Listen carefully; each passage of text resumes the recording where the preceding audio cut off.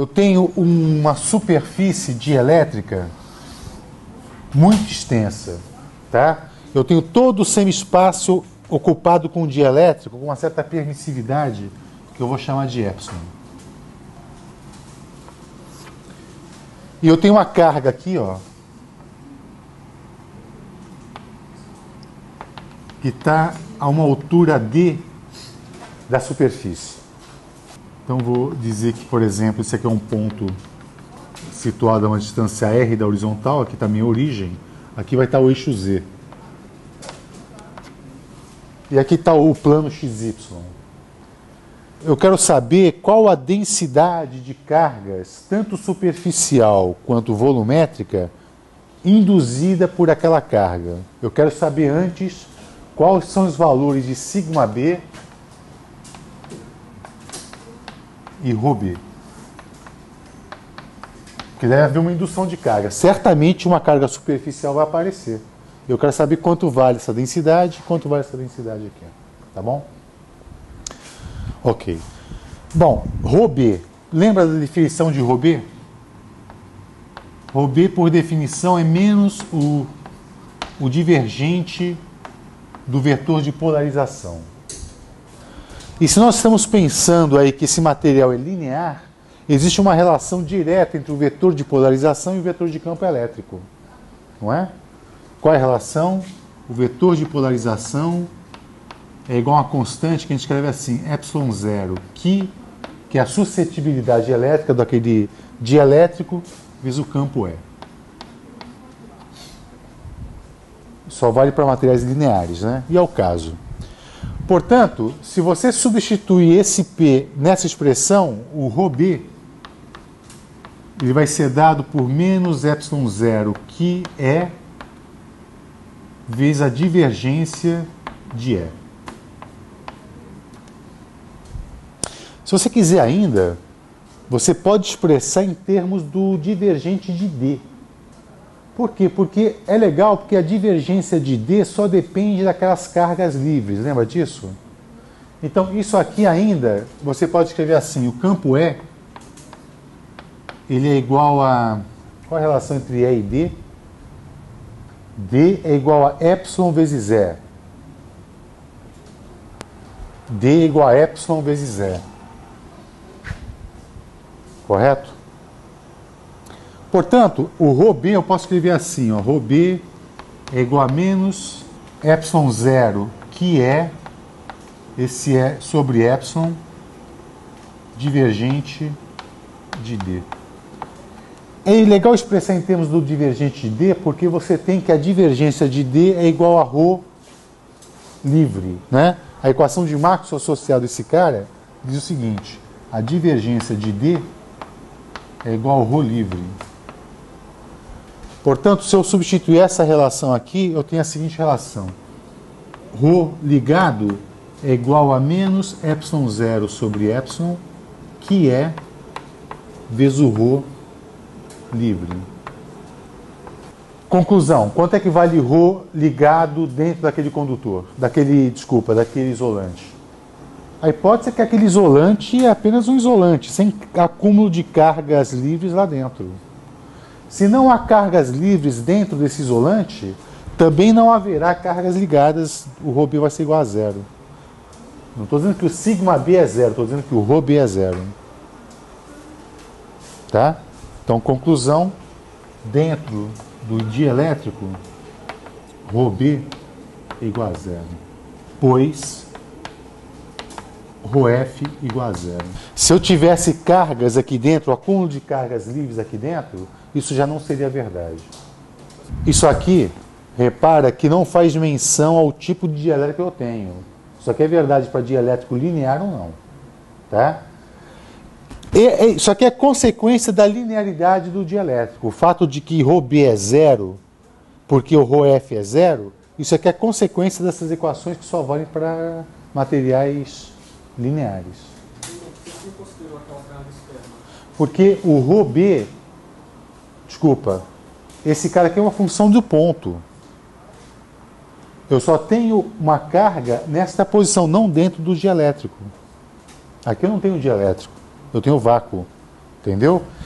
Eu não tô, isso aqui é a equação diferencial, é uma equação que funciona ponto a ponto. Então a divergência do vetor D naquele ponto é igual à densidade de cargas livres naquele ponto. Tá claro isso? Tudo bem? Ok. Então não tem carga livre e nem carga ligada dentro desse dielétrico. Ok, vamos então calcular ρB, é sigma B.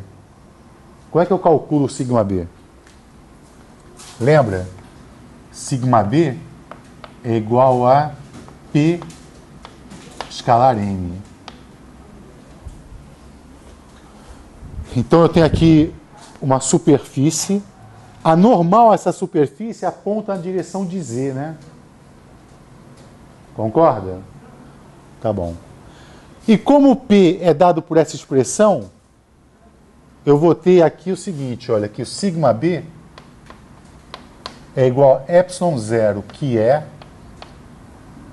vetor E escalar N.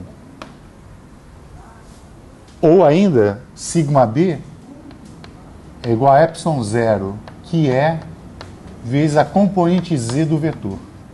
Né? Isso aqui é a projeção do vetor na direção Z. Agora, tem uma sutileza aí. Quem é que está gerando o campo elétrico no plano externo desse isolante? Quem está gerando o campo elétrico naquela superfície do isolante?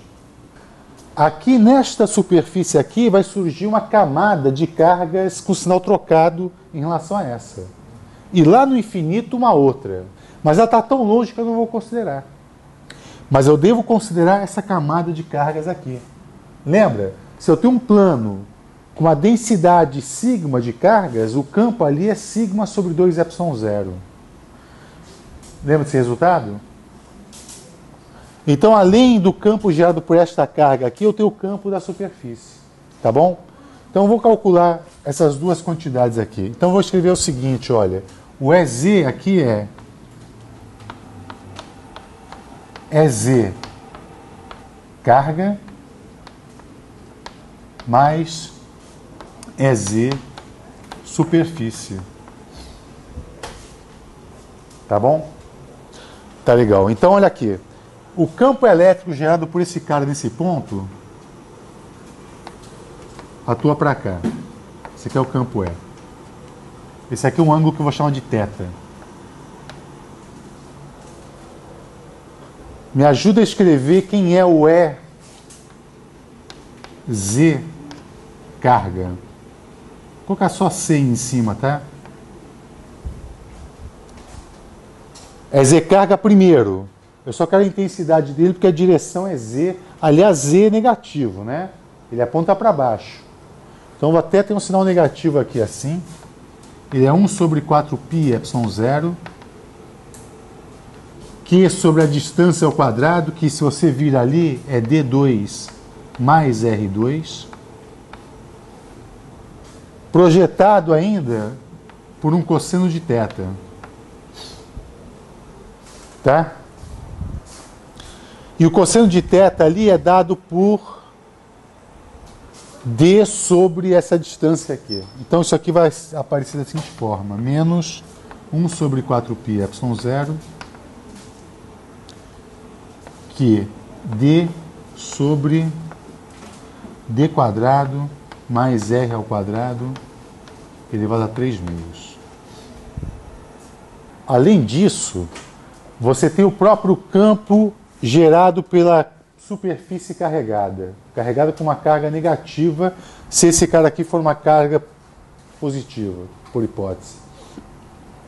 E o campo desse cara, que eu vou chamar de campo de superfície, EZS, é dado por sigma B sobre 2ε0. E com o sinal trocado, porque ele é negativo. Tá bem? Então, esse plano infinito carregado, com cargas negativas, gera um campo de aproximação, cujo valor não depende da distância, coisa que você já sabe, né? Olha isso aqui.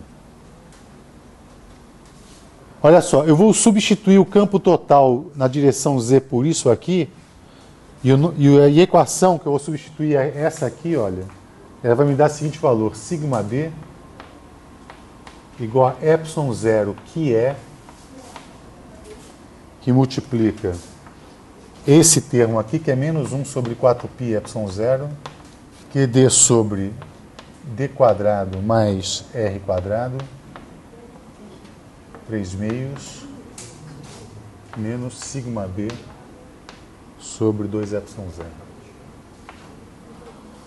Se você for muito acima da superfície, de fato o campo vai mudar com a distância. Mas se você lembrar, o campo, imagina uma superfície carregada, uma superfície esférica carregada. O campo cai com sobre R2 lá fora. Na superfície ele tem exatamente aquele valor ali.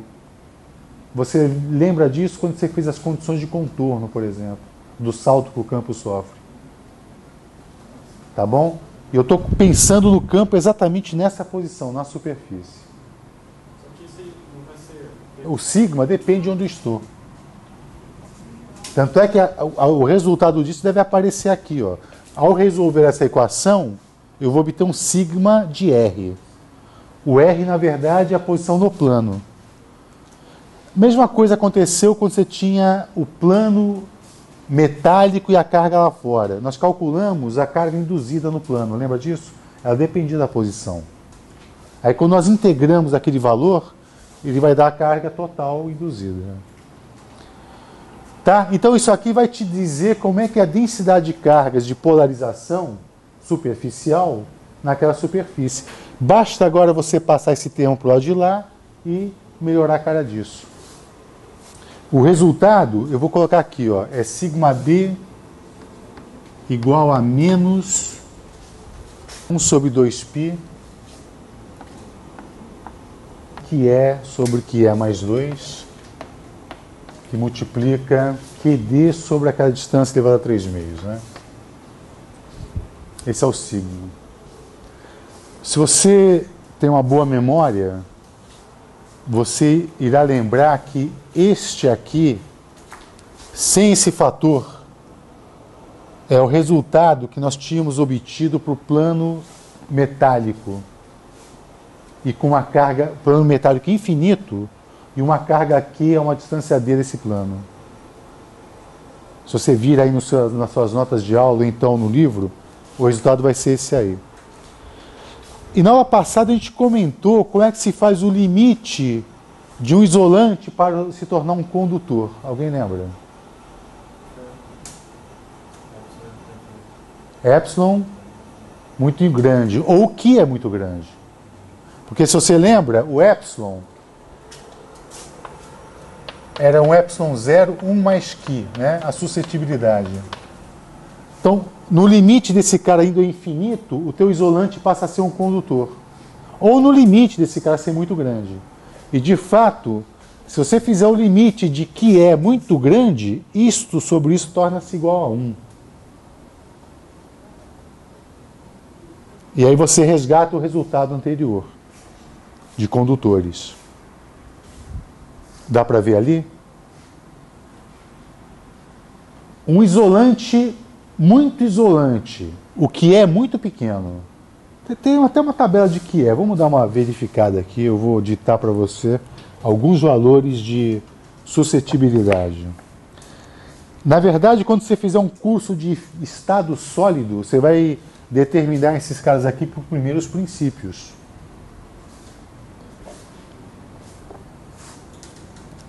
Então, por exemplo,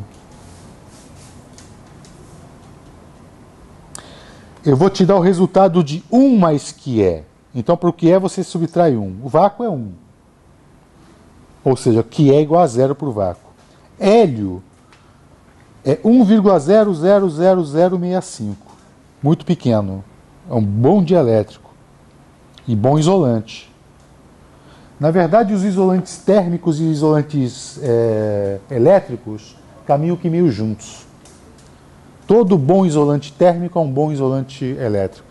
Quer dizer, todo, acho que estou exagerando. Vapor d'água, gelo.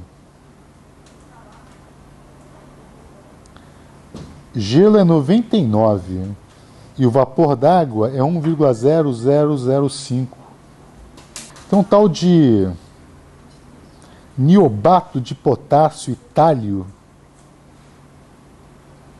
34.000. Cara, vamos lá. 34.000 sobre 34.002 é 1, né? Ele é quase um condutor, esse cara, não? Para calcular a carga total induzida na superfície, não teria que integrar isso aqui na superfície, né? Que B, isso aqui é integral em dx, integral em dy de sigma b. Isso aqui é de menos infinito a mais infinito, porque o plano se estende em toda a superfície, do sigma b, tá bem? Nós não precisamos fazer essa conta porque ela já foi feita, sem esse pré-fator aqui. Qual o resultado? Menos que. É menos que. No caso do condutor, a carga imagem é exatamente igual à carga indutora, né? Então o QB que aparece aqui, ó, se você fizer isso, você vai concluir a mesma coisa, vai ser menos que é sobre que é mais 2 vezes Q. Então, veja só, reparou que o problema é exatamente igual ao problema do condutor, uma única diferença é um fator que diminui a carga induzida. É isso, né? Portanto, como é que você calcula, por exemplo, o potencial nesta região do espaço aqui, ó? Você põe a carga imagem com aquele valor ali. A distância deve ser simétrica. É, isso é simétrica. A mesma coisa que você faria com o caso do condutor, né? Esse aqui é o QB. Em termos dessa carga aqui, vale menos que é sobre que é mais 2 aqui. Chama isso aqui de zero. Aí você tem uma distância aqui e uma distância aqui. E calcula o potencial nesse ponto do mesmo jeito que você calculou com os condutores. Inclusive, você calcula a força trocada pela superfície a carga, substituindo a superfície pela carga imagem. Tá? Por exemplo, quanto é que daria a força trocado entre a carga e a superfície? É simplesmente 1 sobre 4πε0, QB, sobre d quadrado, 2d, né? Ao quadrado. O outro jeito de calcular, eu acho que você calculou assim a força dessa carga devido às várias cargas induzidas aqui. Né? Lembra disso? Que deu o mesmo resultado. Esse potencial aqui está no teu livro, isso aí é bastante simples de calcular. Esse cara aqui, esse ponto aqui, por exemplo, devido a essa carga, ele vai ter as coordenadas x, y, d, z menos d. A distância desta carga até esse ponto é x quadrado mais y quadrado mais z menos d ao quadrado raiz quadrada. E dessa carga até esse ponto é x quadrado mais y quadrado mais z mais d ao quadrado.